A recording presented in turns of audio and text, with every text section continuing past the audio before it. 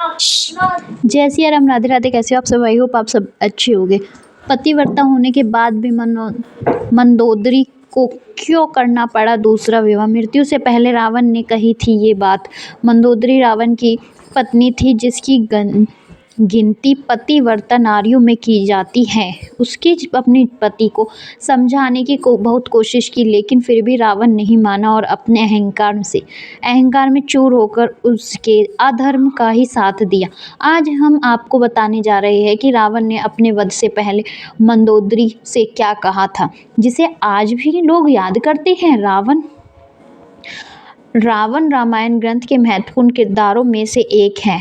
रावण भले ही बहुत बलशाली और ज्ञानी व्यक्ति था, लेकिन फिर भी अधर्म का साथ देने के कारण उसे अंत में हार का ही सामना करना पड़ा। मंदोदरी रावण की पत्नी थी, जो राक्षस राज मायासुर की बेटी थी। पतिव्रता नारी में मंदोदरी को देवी अहिल्या के जितना ही सम्मान दिया जाता था, लेकिन इसके बाद भी रावण की मृत्यु के बाद मंदोदरी को दूसरा विवाह करना पड़ा। मंदोदरी ने दी थी ये सलाह। मंदोदरी जानती थी कि सीता हरण का परिणाम अच्छा नहीं होगा, इसलिए उसने रावण को यह सलाह दी थी कि उसे भगवान राम से अपनी गलती के लिए माफ़ी मांग लेनी चाहिए और माता सीता को होने वाले विनाश से लंका और प्रजा बच जाए। लेकिन अपनी हट के चलते रावण ने मंदोदरी की यह बात नहीं मानी।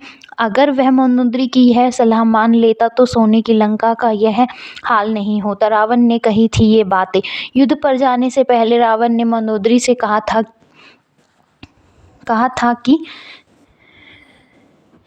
यदि राम एक साधारण नर है तो उसकी मेरे हाथों पराजय होगी, और अगर वह भगवान है तो मेरे वध करने से उसे जितनी ख्याति प्राप्त होगी उतना ही मुझे भी होगी। साथ ही लोग युग युगांतर तक मुझे याद करेंगे। रावण की इस बात को सुनकर मंदोदरी की आंखों में आंसू आने लगे। मृत्यु के बाद मंदोदरी का क्या हुआ? युद्ध में प्रभु श्री राम के हाथों रावण मारा गया, और रावण की मृत्यु के बाद दौरान मंदोदरी के वचन कुछ इस प्रकार थे।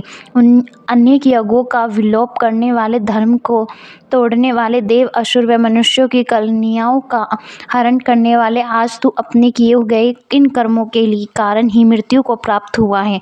रावण की मृत्यु के बाद भगवान राम ने मंदोदरी और विभीषण के विवाह का प्रस्ताव रखा, लेकिन मंदोदरी ने इससे इनकार कर दिया था। भगवान श्री राम, माता सीता और हनुमान जी ने मंदोदरी को बहुत समझाया, जिसके बाद मंदोदरी को महसूस हुआ कि धार्मिक, तार्किक और नैतिक दृष्टि से यह विवाह गलत नहीं होगा। तब जाकर मंदोदरी विभीषण से विवाह करने के लिए तैयार हुई। जैसे अगर हम वीडियो अच्छी लगी हो तो प्लीज़ चैनल को लाइक एंड सब्सक्राइब करना ना भूलें। Thank you for watching this video.